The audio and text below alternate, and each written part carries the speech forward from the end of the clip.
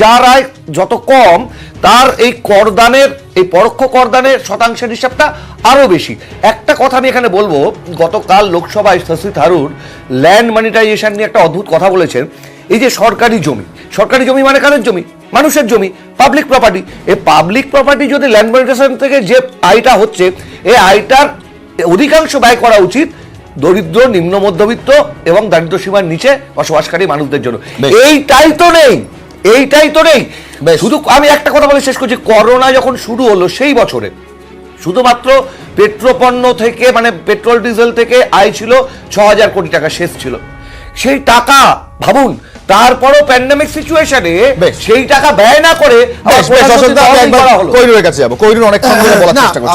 এত কথা বলে তো লাভ নেই। অরিজিনাল ব্যাপারটা আপনি বললেন না, পয়েন্টটা রেস করতে হবে, মানে সেটাকে আমাকে এন্টারটেইন করতে হবে যে মানুষ কি বলছেন, কি দাবিটা মানুষের। দেখুন, মূল্যবৃদ্ধির কথা কি মন্ত্র বলা হয় আমি এটা বলি। এক হচ্ছে ফ্রেট চার্জেস।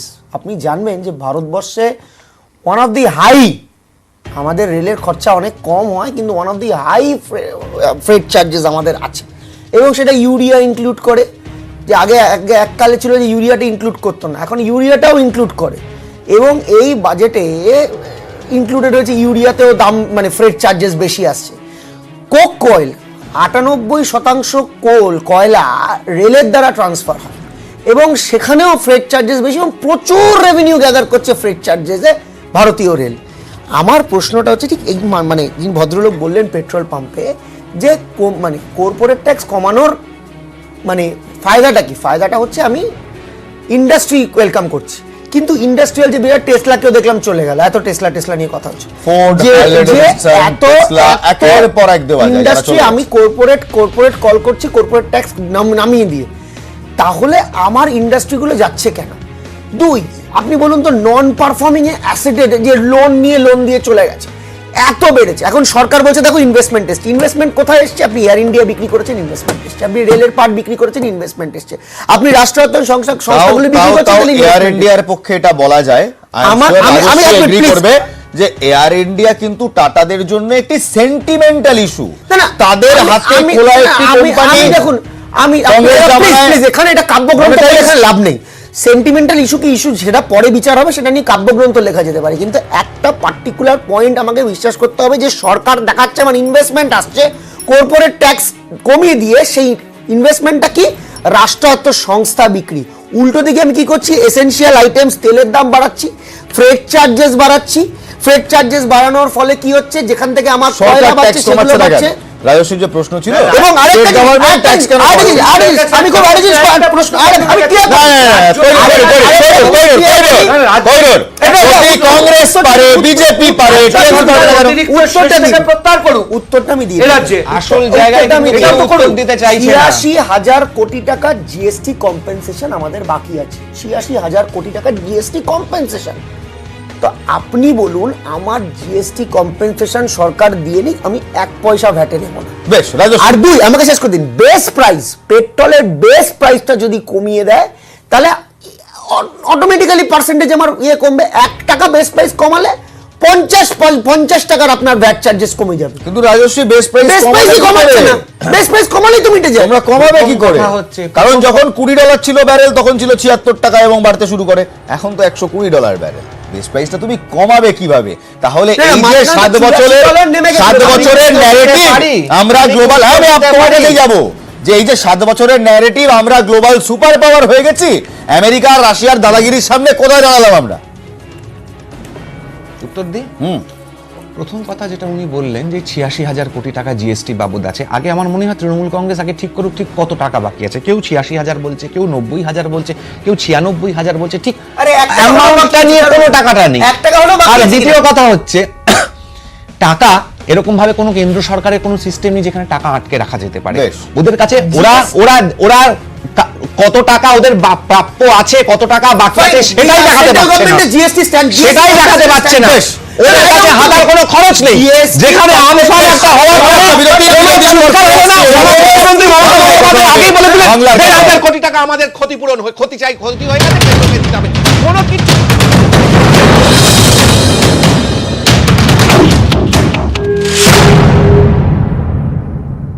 নিউজ ফ্ল্যাশ নিবেদন করছে Sparkle Lime and Orange Dishwash.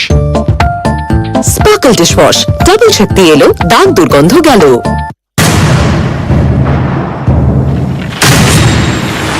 আজ দুনিয়া জানে স্ট্রং মানে মাইথন স্টিল, নির্মাণের মানদণ্ড।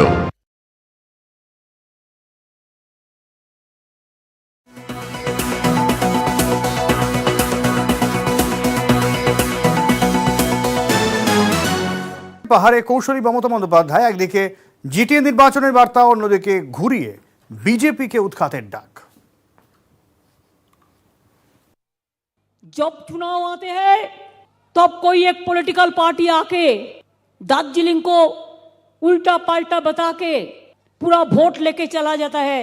दिल्ली का लड्डू नहीं चाहिए।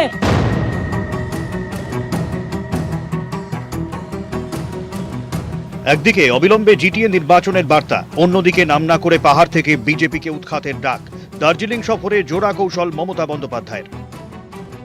दिल्ली का लड्डू नहीं चाहिए, आपको दार्जिलिंग का लड्डू चाहिए, कार्सियांग का लड्डू चाहिए, मिरिक का लड्डू चाहिए, कालिम्पोंग का लड्डू चाहिए। 2009 থেকে দার্জিলিংয়ে লোকসভা আসন বিজেপির দখলে। 21 বিধানসভা ভোটেও পাহাড়ের 2টি আসনে পদ্ম ফুটেছে। গেরুয়া দাপট ফিকে পুরো ভোটে একটি আসনেও জিততে পারেনি বিজেপি। এই পরিস্থিতিতে কৌশলী বার্তা মমতার कि दार्जिलिंग को 3 टायर पंचायत होना चाहिए, लेकिन दार्जिलिंग हिल में कालिम्पोंग में नहीं है, तो क्यों डिप्राइव होगा? एक अमेंडमेंट करना पड़ेगा। 5 साल 6 साल हो गया, चुपचाप बैठा है। जब चुनाव आ जाएगा तब बोलेगा हम देश का सबसे बड़ा देश के रक्षक है। देश का रक्षक तो नहीं है, उसको उल्टा जो है वो दिमाग में सोच लो। এবার উত্তরবঙ্গ সফরের শুরু থেকেই মুখ্যমন্ত্রী স্পষ্ট করে দিয়েছেন অবিলম্বে জিটিএ নির্বাচন করাতে বদ্ধপরিকর তিনি। दार्जिलिंग में जीटीए का इलेक्शन हम करेंगे जल्दी से जल्दी। जैसे आप लोगों का काम फिर शुरुआत होंगे, पंचायत को भी होंगे। সোমবার পাহাড়ের দলগুলির সঙ্গে বৈঠক করেন মুখ্যমন্ত্রী। সেখানে সব দলই সহমত হয় জিটিএ নির্বাচনে। একদা ভোটের বিরুদ্ধে সরব হওয়া দলও এখন মমতার সুরে। कि 10 साल में हम झगड़ा नहीं करेगा, हम खाली काम करेगा, हम खाली भलाई करेगा, हम खाली डेवलपमेंट करेगा। देखो दार्जिलिंग कहा जाता है, देखो कालिम्पोंग कहा जाता है, देखो मिरिक कहा जाता है, देखो कार्सियांग कहा जाता है। দীর্ঘ কয়েক দশকে পাহাড়ে একাধিক রাজনৈতিক অশান্তির খবর সামনে এসেছে, আর পাহাড়ের আঞ্চলিক দলগুলোর নিজেদের মধ্যে সমস্যার কারণে আসলে রাজনৈতিকভাবে লাভবান হয়ে গিয়েছে বিজেপি।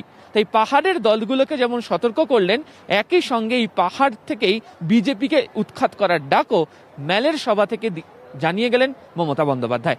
ক্যামেরা জ্যোতির্ময় বসুর সাথে আবির ঘোষাল, নিউজ 18 বাংলা, দার্জিলিং। ইউক্রেন থেকে মাঝপথে পড়া বন্ধ রেখে দেশে ফেরা পড়ুয়াদের ভবিষ্যৎ কি?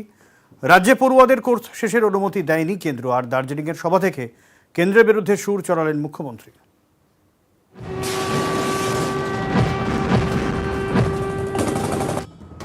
ইউক্রেনে যুদ্ধ, প্রাণ বাঁচাতে লেখাপড়া বন্ধ করে দেশে ফিরেছেন হাজার হাজার পড়ুয়া, যাদের অধিকাংশই ইউক্রেন গিয়েছিলেন ডাক্তারি পড়তে।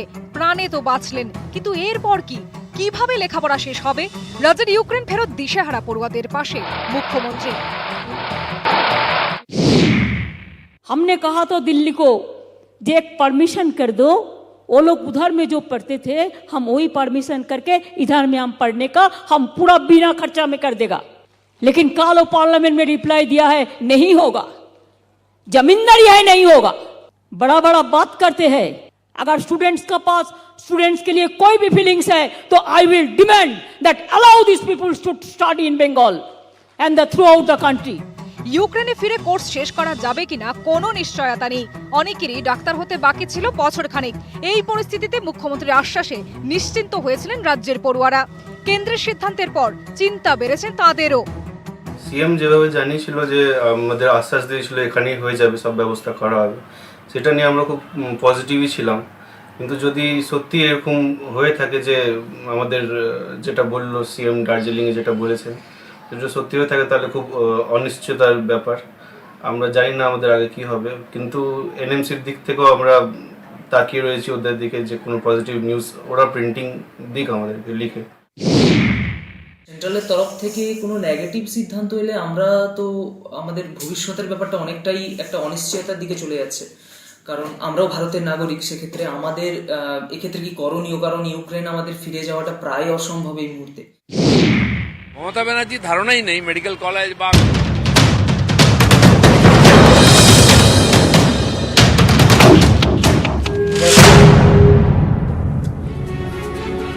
জ্বালানির জ্বালা পোহাচ্ছে আম জনতা। আম জনতা বলছে পলিটিক্যাল ক্লাস হোপলেস, তাদের উপর আর কোনো ভরসাই নেই, আর কিছু মানে তাদের কাছে কিছু এক্সপেক্টই করছি না। এই হয়েছে এই মুহূর্তে রাজনৈতিক নেতা নেত্রীদের ভাবমূর্তি আম জনতার কাছে, কারণ তাদের হেঁসেলে টান পড়েছে, হেঁসেলে আগুন ধরেছে। আমার কাছে মাত্র 2 মিনিট সময় রয়েছে, তারপর আমাকে এই শো শেষ করতে হবে আজকের জন্য। এই 2 মিনিটের তর্কাতর্কি নয়, সবাই অল্প অল্প করে বলবেন এবং সলিউশনের কথা বলবেন। শুরু করব অশোকদাকে দিয়ে। অশোকদা, আমি তো আবার বলছি যে সরকারের মূল অভিমুখটাই হচ্ছে ক্রনিক ক্যাপিটালিজম, এবং সেখানে মাত্র কয়েকজন মিত্র শিল্প গোষ্ঠীর সুবিধা করে দেওয়া। সলিউশন আবার অভিযোগ করছেন। আমি সলিউশনটা প্রতিবাদ, কিন্তু এখানে একটা কথা আছে, এই যে তৃণমূল আজকে বিরোধিতা করছে, আমরাও করছি বিরোধিতা, কিন্তু কেন্দ্রীয় সরকারের জনবিরোধী নীতির বিরুদ্ধে যখন হরতাল হচ্ছে, তখন এ রাজ্যে প্রশাসন দিয়ে সে হরতালটাকে ভেঙে দেওয়ার চেষ্টা। সলিউশন আপনি বলছেন প্রতিবাদ। অবশ্যই মানুষকে পথে নামতে হবে, প্রতিবাদ ছাড়া কি অস্ত্র আছে? প্রতিবাদ ছাড়া আর কোনো অস্ত্র নেই, প্রতিবাদই একমাত্র অস্ত্র। বেশ, কোহিনূর, মানুষ প্রতিবাদ বন্টন করলে কি ভাষায় সিপিএম কে না মানে আদর করে কি সিপিএম কে ডাকছে, তোমার চ্যানেলেই দেখতে পেয়েছিলাম সিপিএম কে কি ভাষায় ডাকছে, সেটা আনএডিটেড ভার্সন বেরিয়ে চলে। যাই হোক, আমার সিম্পল কথা, আমার সিম্পল, তুমি আমাকে সলিউশন হলো, সলিউশন হচ্ছে খুব সিম্পল জিনিস। এক, আমাকে টার্গেটটা ঠিক করতে হবে। রেভিনিউ কালেকশনটা আমি কোথায় করব? রেভিনিউ কালেকশনটা করব আমি ক্রিমি লেয়ার থেকে। রেভিনিউ কালেকশনটা আমার এসেনশিয়াল আইটেমসের উপর যদি থাকে, রেভিনিউ কালেকশন যদি ডাইরেক্ট বা ইনডাইরেক্টলি আমার এসেনশিয়াল আইটেমসের উপর থাকে, তো জিনিসপত্রের দাম বাড়বে। তাই আমাকে রেভিনিউ কালেকশন এবং সাবসিডি ডিভিশনটা প্রপারলি যদি গাইড করতে এবং রাইটিস্ট মেন্টালিটি থেকে ছেড়ে এসে ইন্দিরা গান্ধী, নেহেরু এদেরকে নিয়ে পড়াশোনা করতে হবে। বেশ, রাজস্বী, কিভাবে কমবে জ্বালানির জ্বালা? সলিউশন 1 নম্বর হচ্ছে রাজ্য সরকার তার ট্যাক্স কমাবে তেলের ওপর থেকে। দ্বিতীয় কথা হচ্ছে শাক সবজি ইত্যাদি যে সমস্ত খাদ্যবস্তুর দাম আকাশ ছোঁয়া হয়ে যাচ্ছে বাজারে, তার প্রপার প্রাইসিং পলিসি, এবং তার আমি পশ্চিমবঙ্গের কথাই বলবো।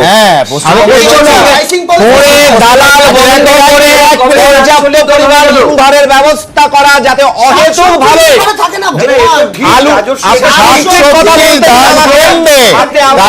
পেট্রোল ডিজেলের দামটা কমাতে হবে।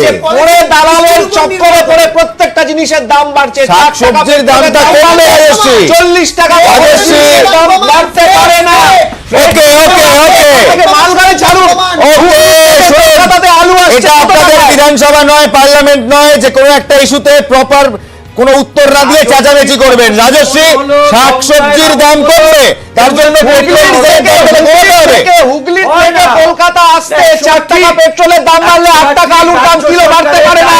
এটা রাজ্য সরকারের আম জনতা বলল, সেইটাই কিন্তু কোথাও রাজস্বী অশোক দ্বারা প্রমাণ করে দিলেন যে কোন সমাধান রাজনৈতিক নেতাদের কাছ থেকে এক্সপেক্ট করে না আম জনতা।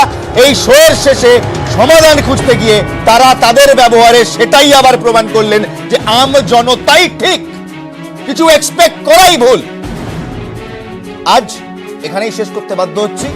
আগামী দিন চেষ্টা করব এর সলিউশনের খোঁজার এই রাজনৈতিক নেতাদের কাছে, কারণ এখনো গণতন্ত্রের উপর থেকে আমাদের ভরসা চলে যায়নি। বাংলায় কথা হবে, বাংলার কথা হবে।